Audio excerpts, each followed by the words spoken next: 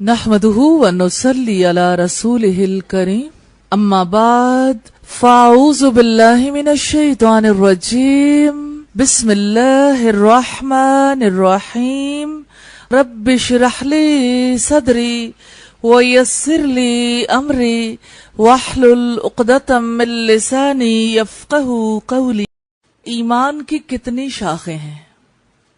حضرت ابو ہریرہ رضی اللہ تعالی عنہ سے روایت ہے، انہوں نے کہا نبی صلی اللہ علیہ وسلم نے فرمایا ایمان کی 60 سے کچھ اوپر شاخیں ہیں اور حیا بھی ایمان کی ایک شاخ ہے۔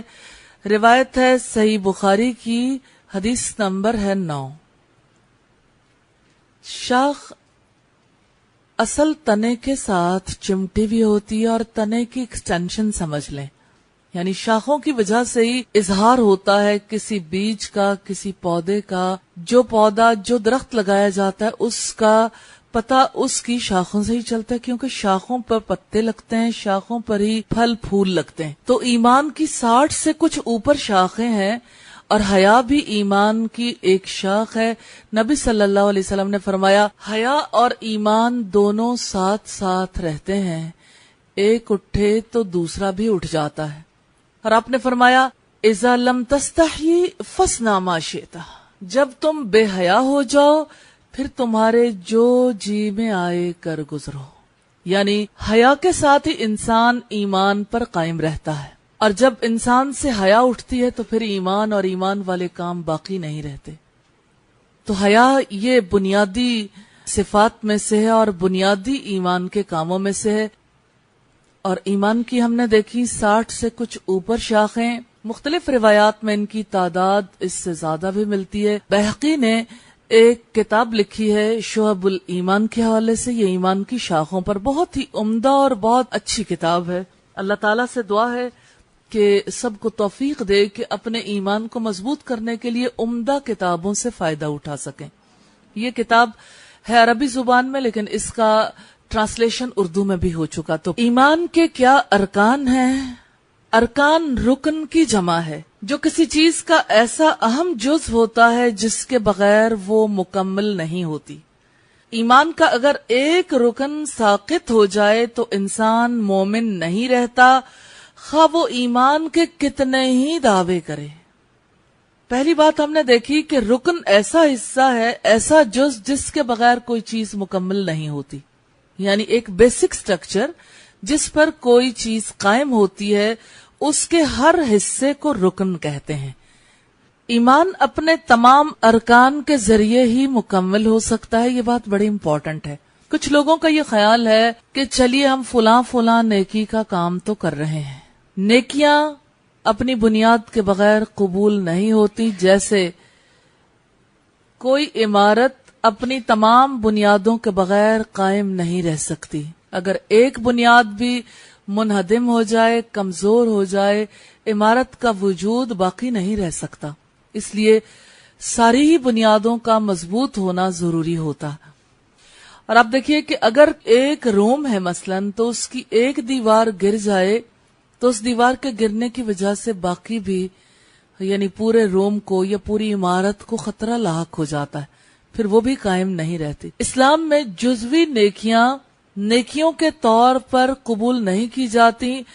رب العزت کا ارشاد ہے یا ایھا الذین آمنوا ادخلوا فی السلم کافہ، اے لوگو جو ایمان لائے ہو اسلام میں پورے کے پورے داخل ہو جاؤ۔ اس وجہ سے جہاں تک دین کی بنیادوں کا تعلق ہے، دین کے ارکان کا تعلق ہے، ان میں سے کسی ایک کے بغیر اسلام قبول نہیں ہوتا۔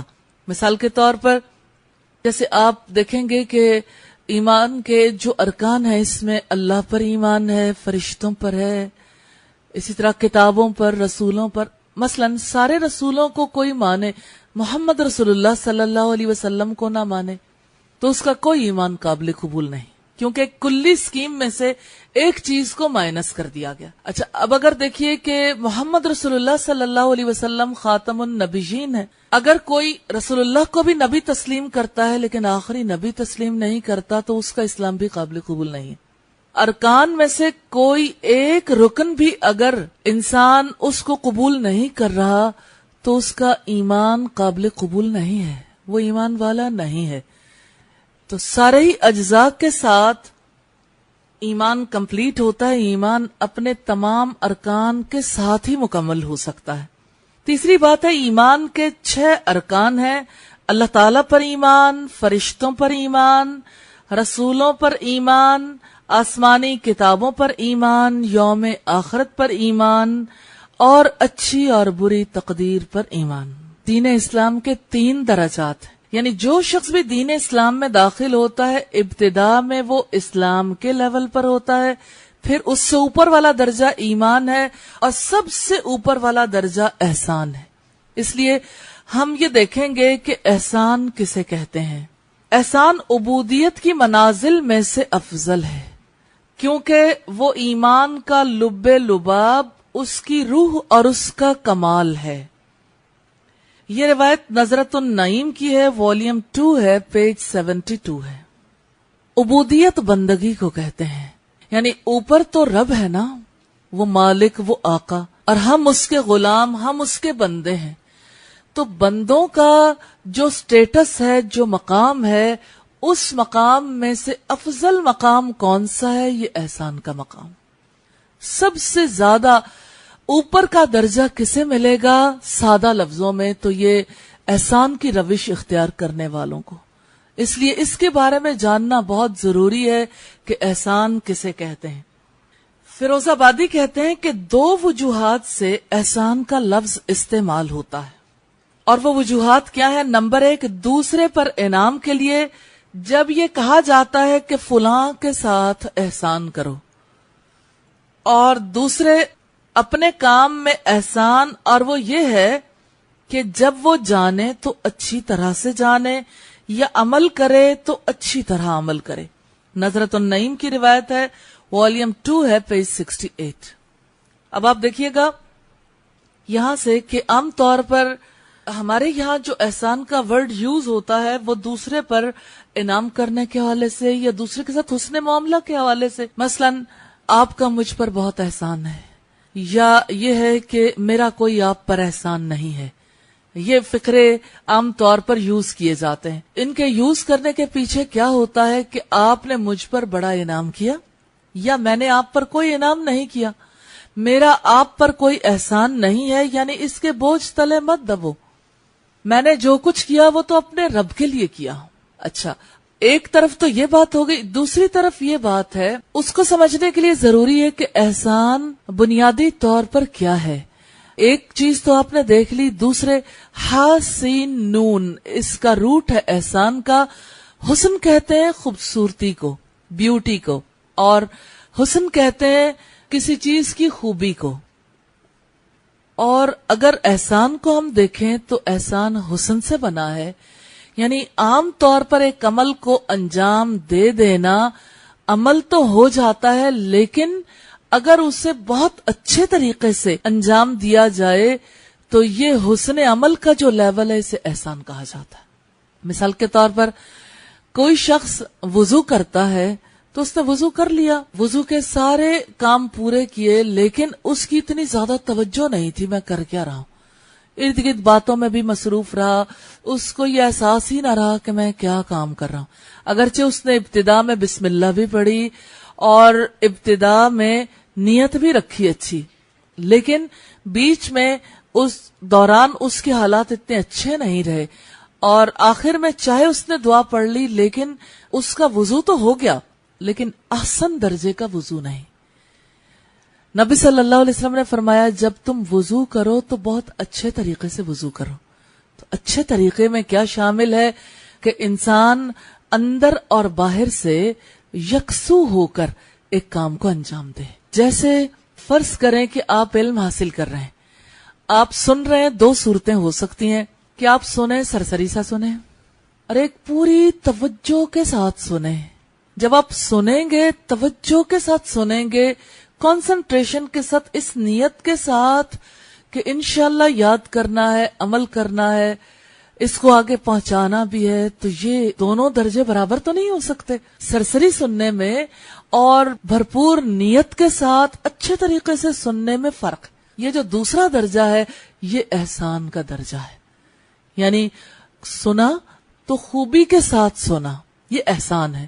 ایسے ہی جو شخص علم حاصل کرے اور کوشش کرے کہ علم کو مضبوط کر لے، عمل کے لیے علم حاصل کرے اور ابلاغ کے لیے آگے پہنچانے کے لیے علم حاصل کرے، تو وہ احسان کے درجے پر ہے. لیکن جو شخص علم حاصل کرتا ہے، ٹھیک ہے مجھے فائدہ ہو جائے، وہ بھرپور کوشش کرتا ہے، لیکن وہ علم بھی اس کے پاس ٹھہرتا نہیں ہے، تو جتنا گڑ ڈالو گے اتنا میٹھا ہوگا. جیسے عام زندگی میں آپ کام کرتے ہیں، تو جیسے ایک بچی ہے، فرض کریں کہ وہ صفائی ستھرائی کر رہی ہے. صفائی کرتے ہوئے اگر اس کی نیت یہ نہیں ہے کہ میں نے اللہ کو راضی کرنا ہے، تو پہلی بات تو یہ کہ اس کا اجر اڑ گیا. دوسری بات یہ ہے کہ خوبی کے ساتھ کام انجام دینے کے بھی کچھ اصول ضابطے ہوتے ہیں.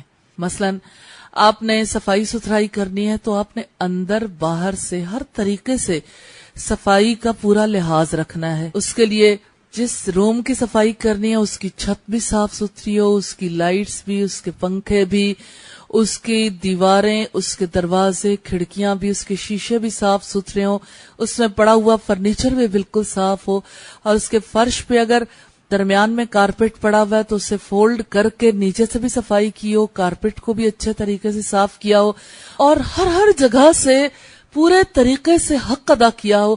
تو یہ احسن درجے کی صفائی ہے، یہ اعلیٰ ترین صفائی ہے.